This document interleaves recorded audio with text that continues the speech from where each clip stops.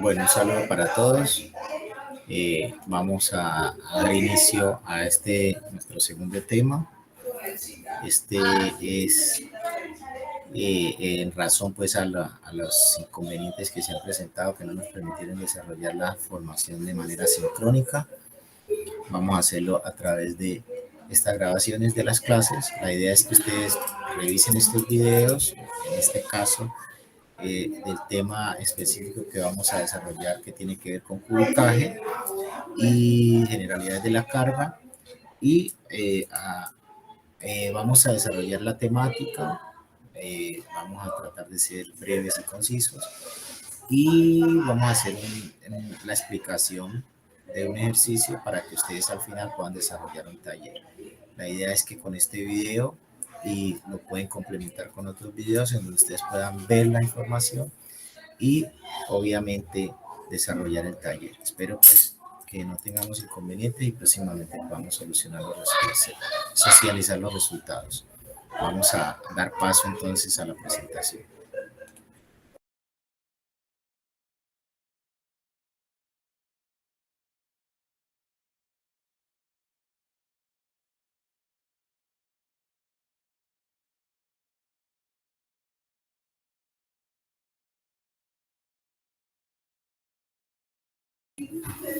Bien, entonces en la sesión pasada alcanzamos a mirar todo lo que tenía que ver con la actividad portuaria, con los actores de la actividad portuaria y demás. Vamos a ver lo que tiene que ver con generalidades de carga.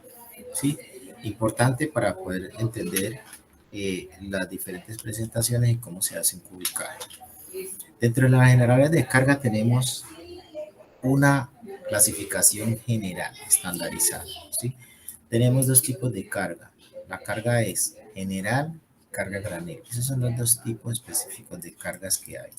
Dentro de la carga general está la carga unitarizada y la no unitarizada. Y dentro de la carga granel está la carga granel líquida y la carga granel sólida. Adicional a eso, aunque no está aquí en esta figura, está la carga gaseosa, granel gaseoso. Sin embargo, no vamos a hacer tanto énfasis en ella, queremos trabajar. Digamos que todo este esquema nos va a mostrar, simplemente nos va a llevar a entender un poco de las cargas, pero vamos a llegar a lo que más importante, que es la carga unitarizada, contenedorizada y paletizada.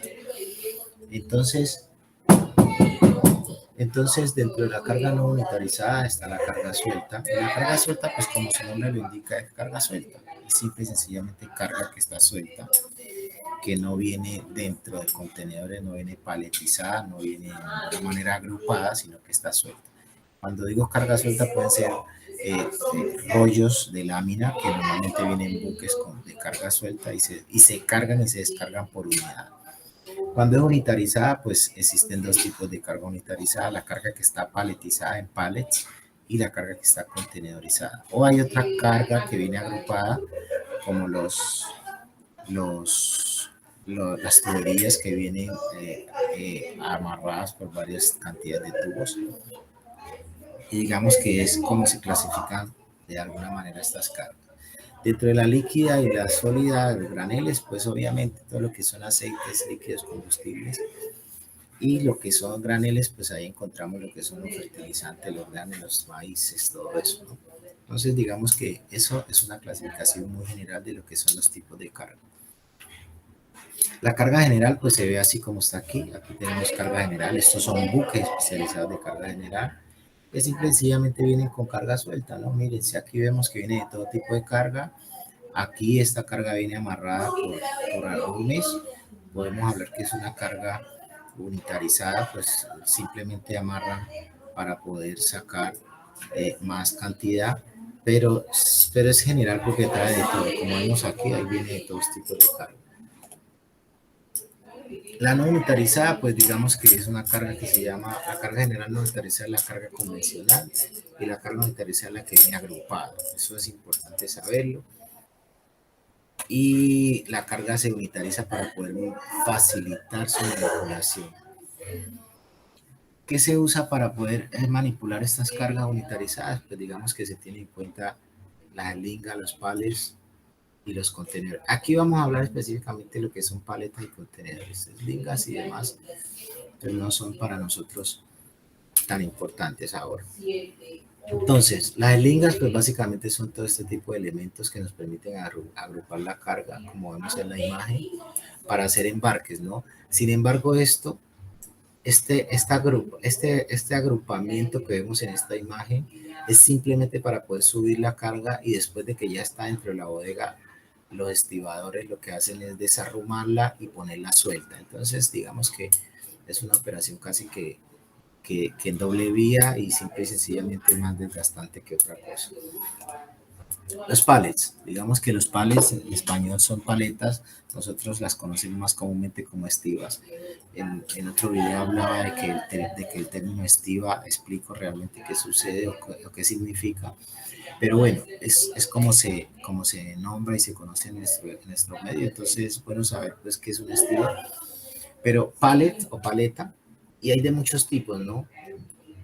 Estos que son así completas tienen más capacidad de peso y son para mercancías más específicas, sacos y demás. Las que vienen con ranuras son para cajas que vienen o mercancías que necesitan aire.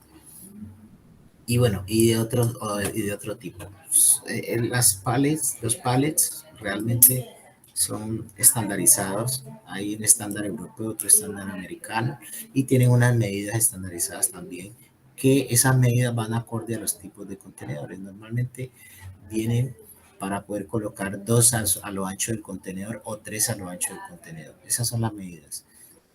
Si un contenedor tiene de ancho 2.4 metros, entonces quiere decir que los pallets vienen a 800 centímetros, se pueden colocar 3 a lo ancho. Si vienen a 1.2 metros, se pueden colocar 2 a lo ancho.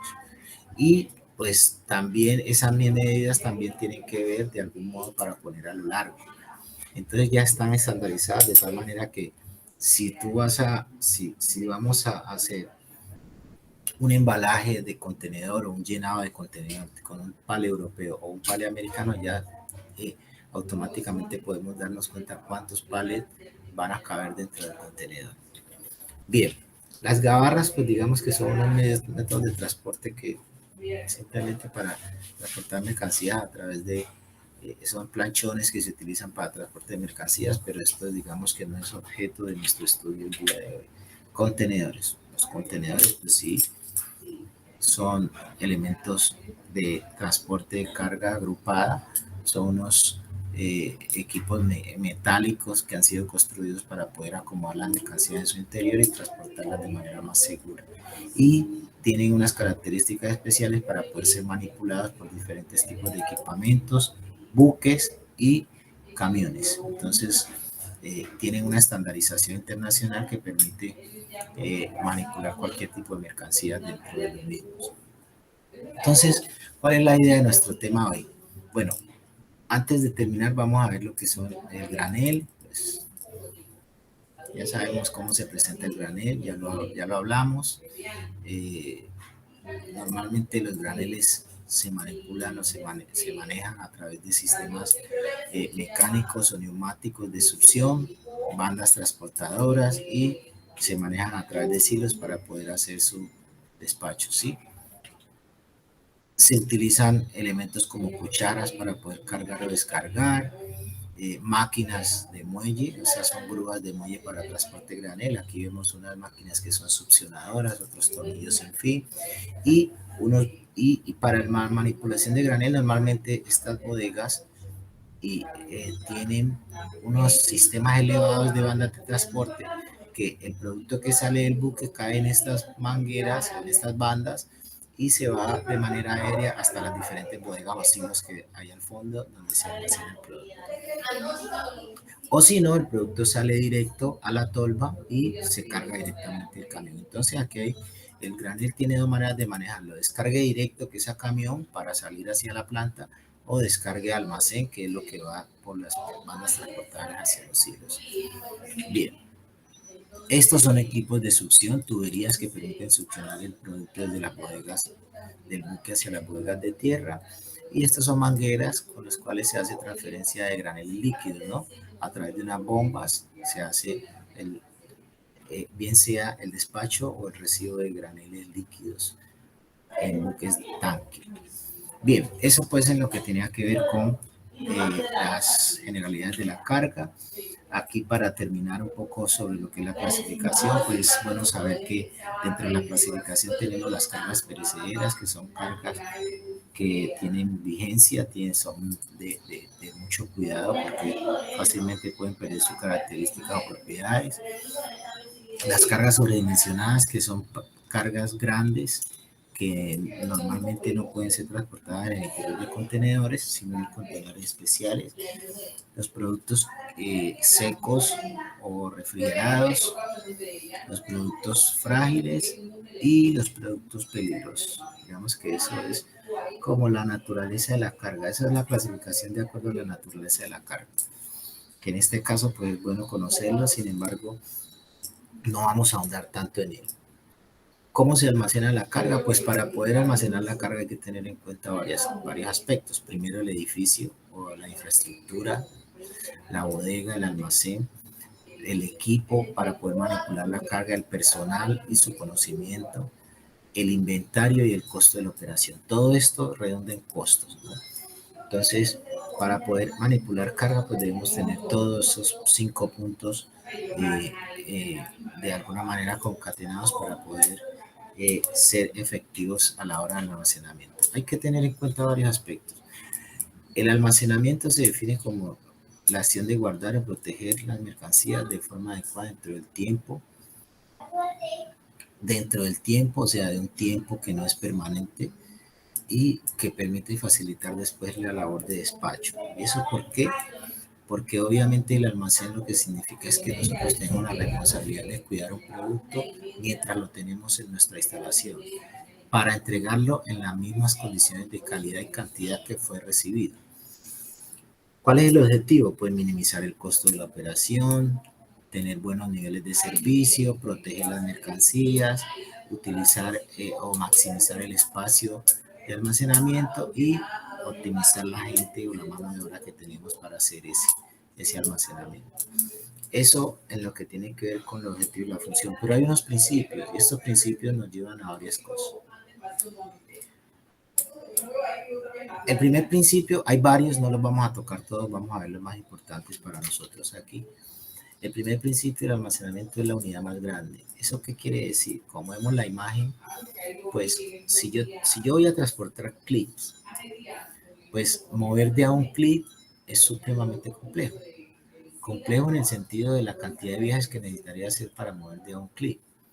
Entonces, obviamente yo primero los agrupo y los voy agrupando de tal manera que voy consolidando una unidad de carga mayor. O sea, este pallet tiene muchas cajas de clip en su interior y obviamente puedo transportar aquí, voy a decir cualquier cifra, 1000 clips en un solo movimiento que hacer 1000 movimientos para transportar de a uno. Entonces, obviamente, la unidad más grande a lo que se refiere es que yo tengo que eh, aumentar la cantidad, o sea, hacer más grande la unidad de medida de carga para evitar la cantidad de movimientos. ¿Eso para qué me sirve? Para disminuir los costos de personal y de equipo. Eso me hace tener menos manipulación de las cargas. Y obviamente esas manipulaciones van a tener de algún modo un estándar porque cuando yo paletizo, yo eso lo opero y lo movilizo con montacargas. Si no paletizo, tengo que usar personal o carretilla o cualquier otra cosa. Entonces, obviamente, eso me va a generar a mí más desgaste de más costo y más desgaste de personal. Y obviamente a la hora de hacer inventario es más difícil hacer inventarios cuando yo unitarizo todo que cuando yo lo manejo por unidad que cuando yo lo tengo unitarizado en unas unidades de movilización más grandes. La ruta más corta. Este es otro gran principio y es que yo tengo que buscar dentro de mis instalaciones cuál es la ruta más corta para la operación, para que se agilice. Porque si yo no hago eso, pues obviamente mi operación va a demorar mucho y esto realmente va a tomar mucho tiempo haciendo mis operaciones y finalmente no voy a ser efectivo en los recibos o despachos. Entonces, tengo que disminuir las distancias. Esto tiene otro efecto y es que disminuye el costo combustibles en los equipos, reduce los desgastes de los equipos o del personal, ¿sí? Entonces, también impacta los costos de mantener los equipos o el personal. Entonces, obviamente, cuando yo uso la ruta más corta, todo me fluye mucho más rápido. Entonces, eso impacta también en los tiempos de recibo, despacho, de manipulación y pues termina calificándome como más eficiente. El mínimo número de manipulaciones. ¿Esto qué quiere decir? Entre más yo mueva una carga, más riesgo de daños hay a la misma carga. Entonces, yo tengo que evitar hacer muchas manipulaciones. Entonces, cuando yo unitarizo, evito eso. Porque si me llega una caja, si me llega un embarque de cajas y la recibo como cajas sueltas, pues tengo que cargar todas las cajas y ponerlas en un sitio y almacenarlas. Después tengo que volver a coger todas esas cajas y sacarlas de ese almacén y llevarlas al sitio donde las voy a cargar. Pero si yo cuando llegan las cajas las monto en un pallet, las unitarizo de a 50 cajas por pallet, pues simple y sencillamente el montacarga las lleva y las pone en el sitio y cuando venga el montacarga vuelve y las coge y las pone allá. Hay dos manipulaciones. Mientras que si yo no lo hago así, puedo llegar a tener de 4 y 5 manipulaciones y esa cantidad de manipulaciones puede, por cada manipulación hay un riesgo de daño de la mercancía. Y adicional a eso, más desgaste de personal, más costos de personal, más costos por averías y daños. Entonces, obviamente, cuando yo no tengo tantas manipulaciones, optimizo mis costos y optimizo mi operación. Bien, y finalmente, agrupar y recolectar. Cuando yo hago las consolidaciones, que agrupo por tipos de carga, pues simple y sencillamente todo es más eficiente. Esto es lo que se llama como segregación o clasificación. Cuando se recibe una carga y la carga se agrupa por cantidades, por similitudes de carga, pues simple y sencillamente a la hora de hacer almacenamiento, despachos, todo va a ser más fácil porque yo voy a saber dónde voy a encontrar la carga que almacené con criterios o similitudes de características. Entonces, obviamente eso impacta de algún modo. Línea balanceada, pues simple y sencillamente hacer las operaciones como son, no ponerse a inventar. Yo no puedo intentar correr si todavía no camino. Entonces, lo que se refiere es que tengo que hacer las operaciones como son, seguida una de la otra sin intentar saltarme ningún punto porque simple y sencillamente voy a tener problemas en los resultados finales. Bueno, y aquí algunos principios generales que son, pues como su nombre indica, generales. Bien, cubicaje. Vamos a entender qué es el cubicaje. El cubicaje ya lo vamos a ver la definición y demás, pero el cubicaje básicamente es optimizar los espacios de transporte. Vamos a ver primero este video que nos explica un poco sobre esto, sobre él, y ya vamos a continuar eh, la explicación al respecto del tema.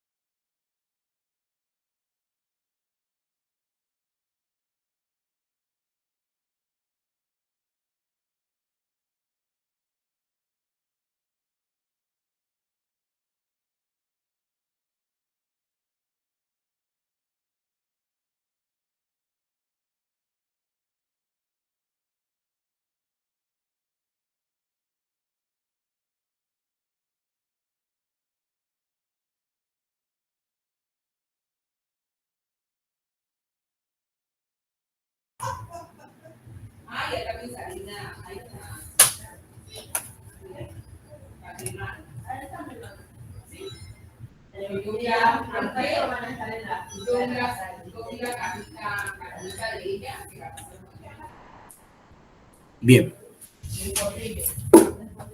el video explica muy claramente cómo se hace el cubicaje y pues digamos que esto no tiene mayor problema, es simplemente hacer un trabajo de multiplicación. Igual yo les voy a suministrar, para efectos del taller, les voy a suministrar el video en un enlace por aparte para que lo puedan ver las veces que sea necesario. Pero bueno, aquí vamos a ver lo que es la relación peso y volumen, o volumen-peso. Y resulta que esta relación consiste en llevar la mayor cantidad de carga para aprovechar al máximo la capacidad.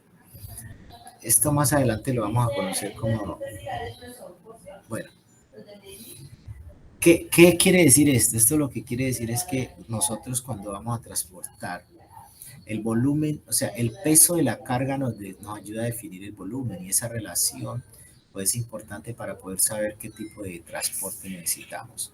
Por lo pronto no vamos a hacer tanto énfasis en eso, pero es bueno que vamos conociendo estos conceptos.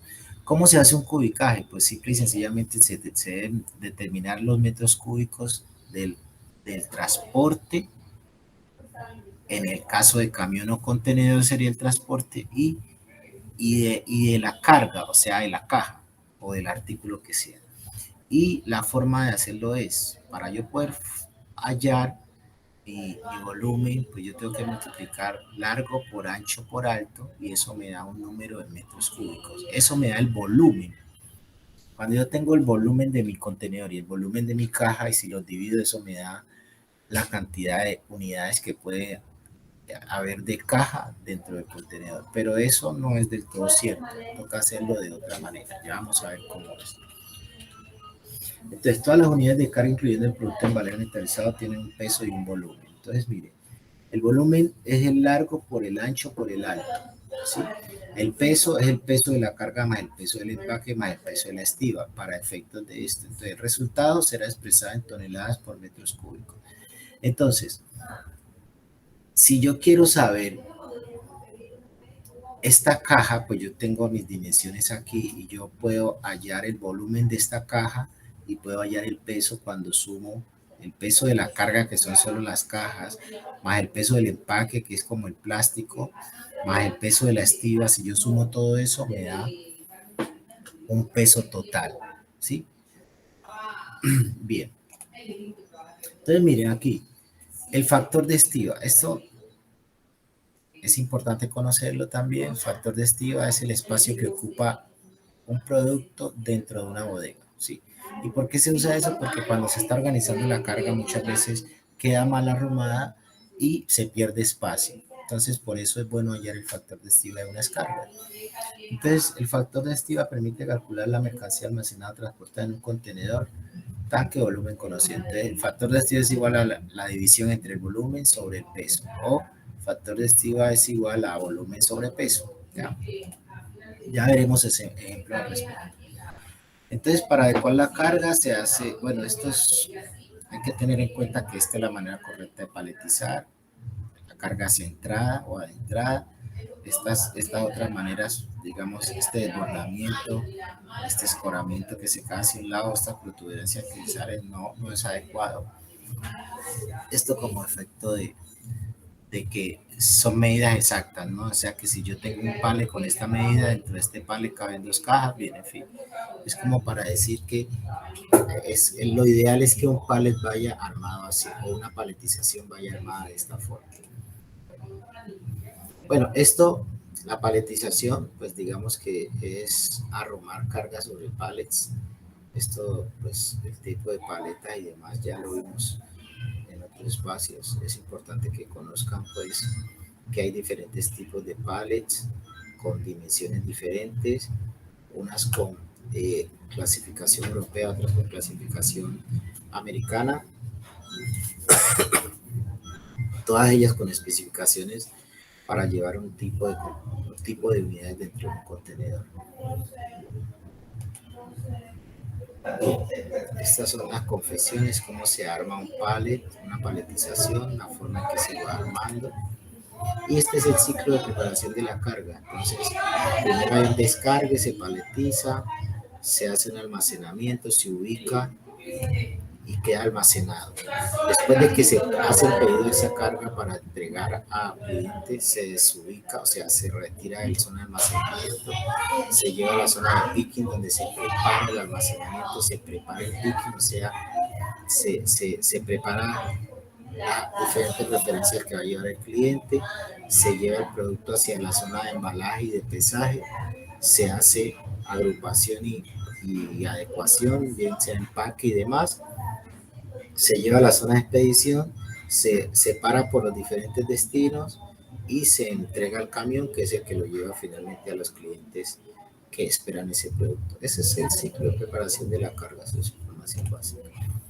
Ahora, yo les decía que hay varias maneras de hacer el cubicar. Una es como la vimos en el primer video, esta es una segunda manera, pero antes de ver esta, yo quiero que saltemos aquí a este caso práctico.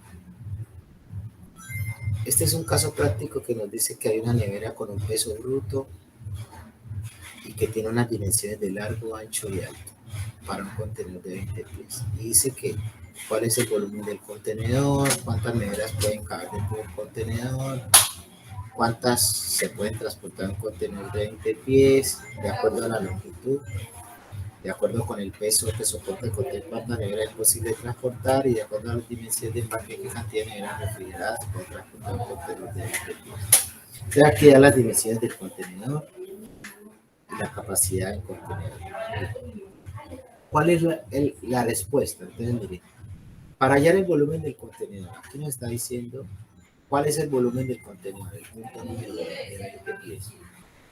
Para hallar el volumen del contenedor, nosotros ¿qué hacemos? El volumen es igual a largo por ancho por alto. Estas son las medidas del contenedor. ¿Sí? Pues aquí 5.9 metros. Pues, ojo, siempre tiene que estar en la misma unidad de medida. Se multiplican estas tres unidades y da 33 metros cúbicos. Aquí ya respondió la primera pregunta. ¿Cuál es el volumen de la nevera refrigeradora? Pues ahora multiplica largo de la nevera por ancho de la nevera por alto de la nevera y le da 1.88.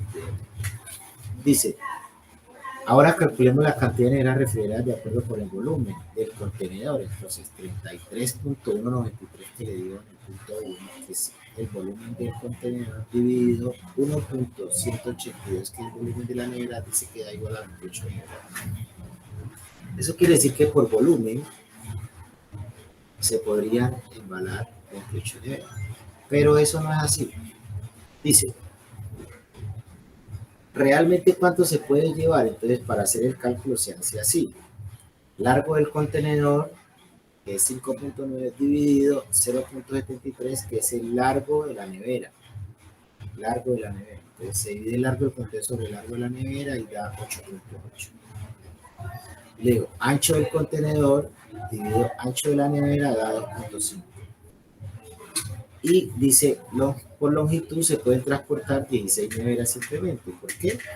Porque dentro del contenedor de altura solamente cabe una nevera. ¿Por qué? Porque si yo tomo el alto del contenedor, lo divido por esto, me da 1 punto algo. Cuando yo multiplico 8, porque no puedo multiplicar 8.08, sino 8 por 2 por 1, me da 16 neveras.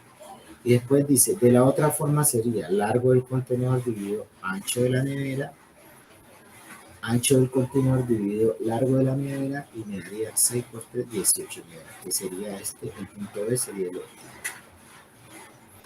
De acuerdo con el peso de la refrigeradora, que son 90 kilos, y usando como referencia la máxima capacidad del contenedor de 20 pies, que son 20, entonces decimos 21 kilos dividido 90.72, que es acá donde nos dice que es el peso de la nevera, pues dice que podría llevar 233 neveras. Pero dice que simplemente podemos usar la opción 3B, o sea, esta de aquí, que se puede maximizar el espacio llevando solamente 18 neveras, y entonces el contenedor pesaría 1.632. 1632,96 kilos. Y dice que el embarque me sé la capacidad del contenedor. Esa es la respuesta. Y aquí pues nos muestra cómo hallar el factor de estilo. Bien, eso hasta ahí es lo que tiene que ver con ubicar. Voy a volverme para que miren este video. Esto explica la otra manera de ubicar, que es muy parecida a lo que ya vimos en el primer video.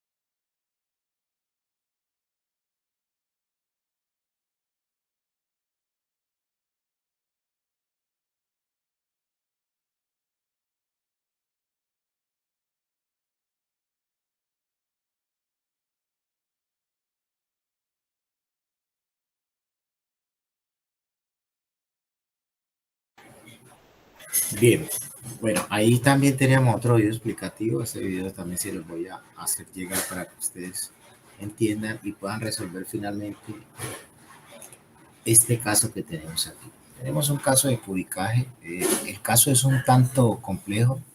Seguramente en algún otro espacio lo vamos a revisar para tratar de darle solución. Pero además de que es complejo, quiero que lo intenten hacer. ¿Sí? Porque aquí lo que hay es un caso práctico de transporte de atún y se quieren transportar unas cajas de atún en contenedores, pero esas cajas deben ir paletizadas. Entonces, obviamente, ustedes lo que van a hacer es decir cuántas cajas caben en el palet, o sea, cuántas paletizaciones puede haber y obviamente al hacer la paletización, simple y sencillamente vamos a definir cuántos palets hay y luego decir en la paletización cuántos palets pueden caber dentro del contenedor. Sí, aquí está toda la información, las preguntas y demás. Esto igual, ustedes van a ver los videos. Eh, con esto finalizamos, pero la idea de este taller, ¿cuál es? Este último taller, la próxima encuentro sincrónico que tengamos, voy a explicarlo, vamos a aclarar dudas, yo les invito a que terminen de ver este video, lean todo, traten de resolverlo para que vamos con dudas concretas y en el próximo encuentro ustedes planteen sus dudas y podamos aclararlas para que ustedes puedan terminar el taller. Vamos a dejar hasta ahí. Quiero agradecerles a todos por su participación. Espero que puedan hacer el trabajo y finalmente pues volvernos a encontrar para dar la explicación y generar pues la entrega que deben hacer. Muchas gracias a todos.